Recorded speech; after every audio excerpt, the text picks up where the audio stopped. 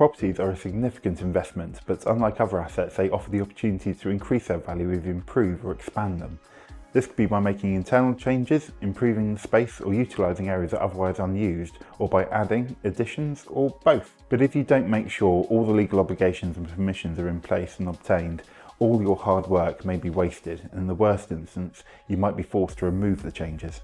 I'm David Walbridge, Associate Director from Clarke, and today we're going to run over the basics of when you need to make sure you have the right planning and building control approvals for building works you're looking to undertake.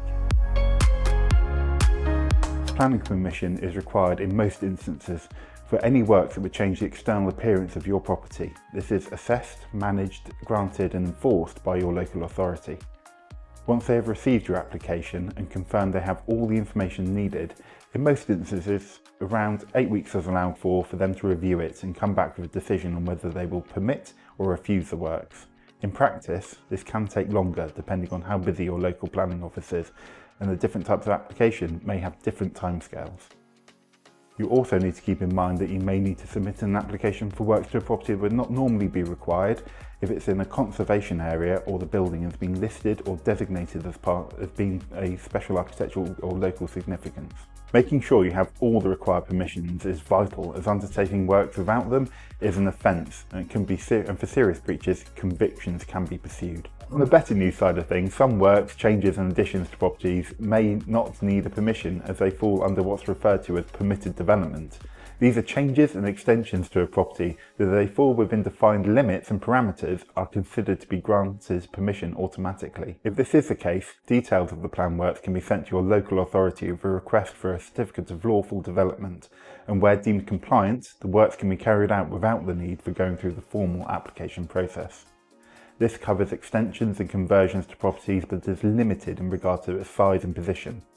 The Planning Portal website has a great guide using a virtual house that provides more information on what is covered under these rights. I will stress that it is important to check, not only to make sure the planned works are covered under these rights, but also that they haven't been removed on your property. Newer properties commonly have these rights removed as part of their original planning permission from the initial development, and listed and historic buildings have these rights removed automatically. If in doubt, you can ask your local planning department to confirm if these rights exist or if they've been removed or restricted on your property. Beyond permissions required to undertake building works, all new works will be required to conform with the latest version of building regulations and need to be inspected by either local authority's building control office or by what's called an approved inspector, basically a private building control company. As with planning, a building control application should be made before work starts, and beyond the higher level detail planners would need, they need more detailed information and drawings confirming how the works will be constructed and with what material. They will check over the plans and review them to check they comply with the latest regulations, asking for more information if required, and once the design has been confirmed, they need to be told when the building works reach specific stages so they can check the works before they're covered up. Under changes made in 2024, the principal contractor, the principal designer and the client are new statutory roles that come with certain responsibilities. You will need to confirm their details with the local building control office before work starts, and they will also need to sign a declaration when the works are finished to confirm the works have been designed and built in compliance with the approved building regulations. This will apply for all works that require building control approval, even if it's as simple as installing a new lintel to a wall where you may be opening up to create a more open plan space.